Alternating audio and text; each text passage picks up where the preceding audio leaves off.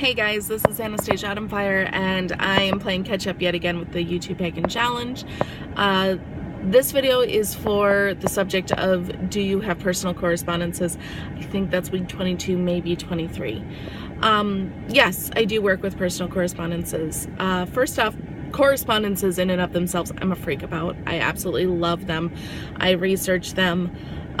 If I feel really called to do a working and maybe the weekday doesn't jive with, the weekday's correspondences don't jive, or the moon isn't really in the right phase, or this or that, I'll tweak. Moon phases I'm usually able to pretty well tweak and just kind of focus on a different way of phrasing the intent, so that it does work with waxing or waning. But otherwise, everything else, it's kind of, if I feel called to do something, I'm gonna do it. End of story. I'm not going to wait for correspondences for the stars to align and the weekday to be right and have the correct color on and all that jazz. But I will research the herbs that I'm going to use. I will research the colors that I might be using for the candle or ribbons or what have you. I will research the oil that I'm going to use, and jot down their correspondences and jot down their magical properties.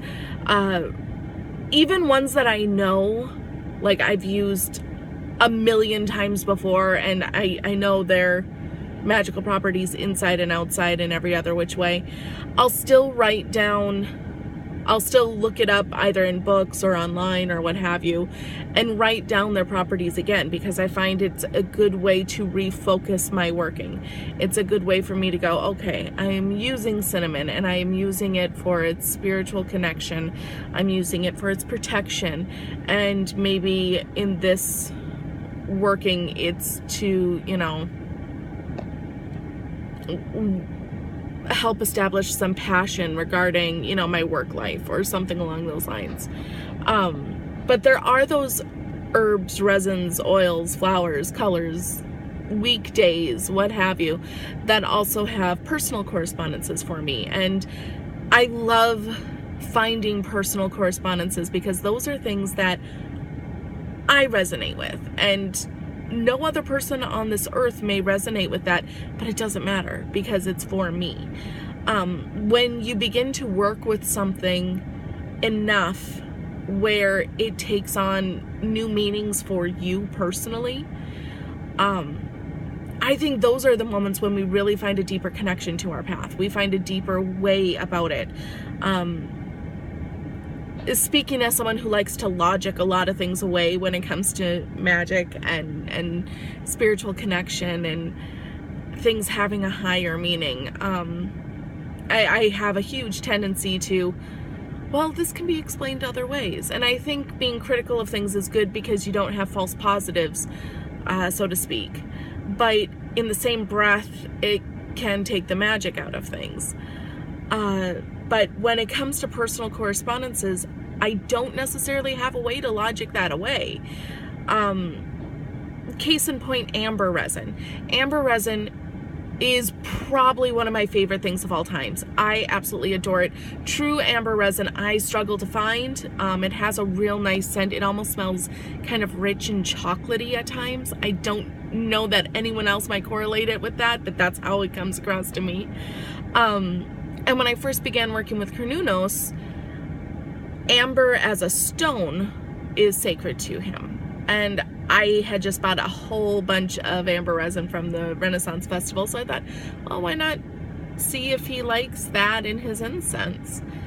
And I put it in there, and it just instantly felt warm and inviting and welcoming, and it felt like an embrace. I know that sounds kind of hippy-dippy. I don't know how else to phrase it, because that's what it was. It felt like I was being hugged or held. I don't know why, but that was the image that I got when I burned it for him.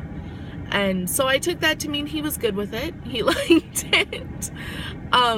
And since then, it very much is a correspondence for Cornunos. It's what I burn amber oil for him. I put amber resin in his incense, unless I'm out and I can't find any. And amber, if you look at it, it's all about healing, meditation. I've seen on a few occasions, and it's a very good item to use for bringing in positivity while pushing out negativity. And I find those to be true, but for me, it's taken on definitely a feeling of contentment. It's warm, it's inviting. It's definitely I refer to it as my hearth and home resin, because when I burn it, I feel completely grounded and stable and just happy. I feel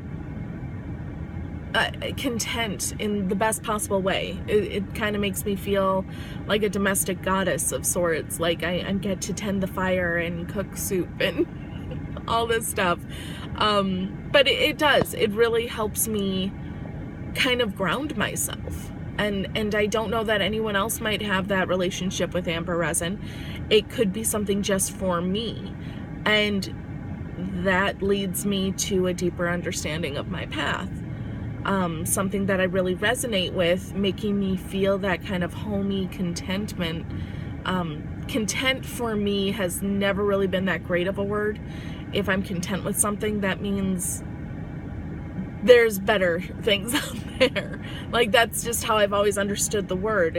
Content is good, but it could be better.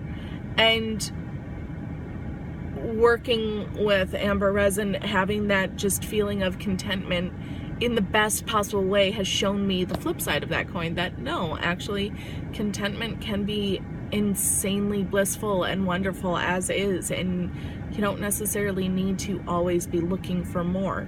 And that's what I mean by personal correspondences. When you work with something and find deeper meanings and find personal meanings, you can find more truths about yourself by working with that and really analyzing, what does this mean?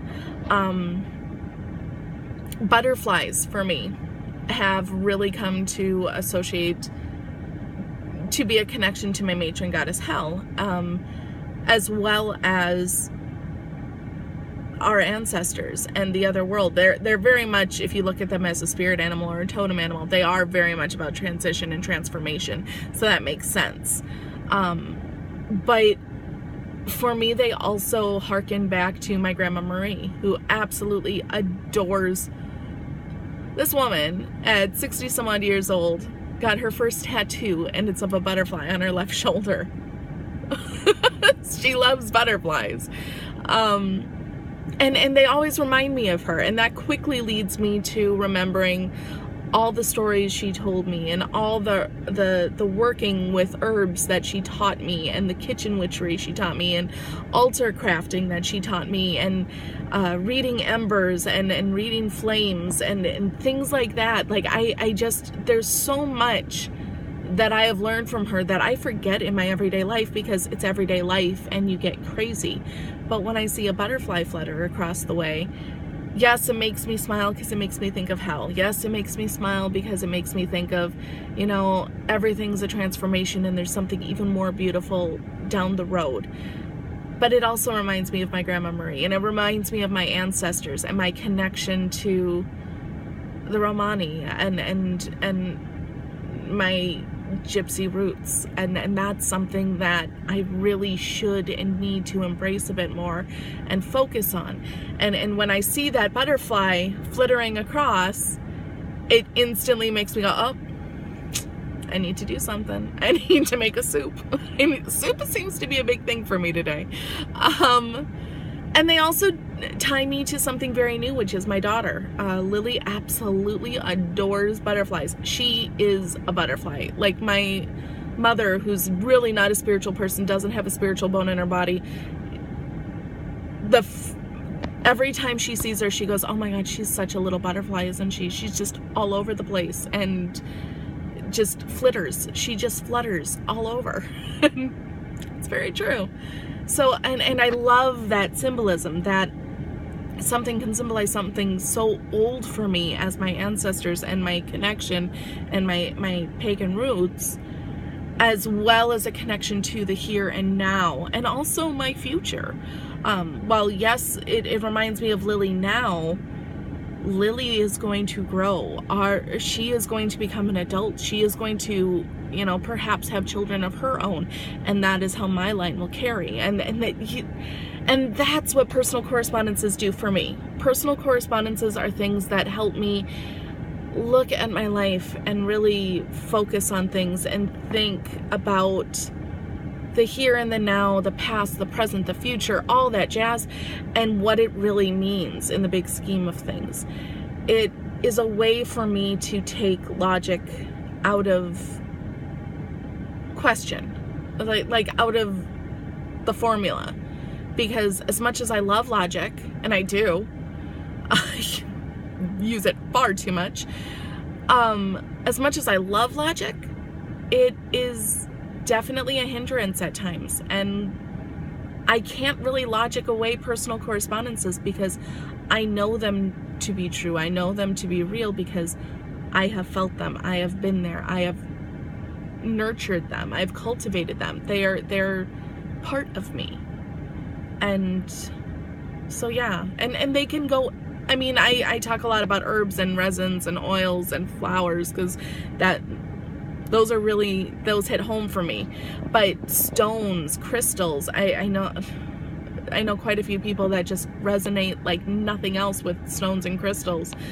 Colors, days of the week, like I said, moon phases, sun phases, well, I guess phases, signs, stars, constellations, they can have different associations for different people. Foods, animals, I mean, you can go on and on and on. It just, I think it's something that's correspondences are very much a foundation in my practice, because when I find something new or start with something new, that's the first thing I look up is what are their traditional correspondences. And I love when things begin to evolve with correspondences and they become personal, because that means I'm evolving and moving within my path and discovering more things. And they're very personal and illuminating and deep, meaningful things. So yeah, I'm definitely a fan of personal correspondences. So I hope this kind of answered the question, or was informational or insightful, or however you look at it. Thanks for watching. Like, subscribe, all that fun stuff if you wish. If not, thanks for watching anyway. No, just thanks for watching, period. No worries. Yeah, with that, blessed be. Bye, guys.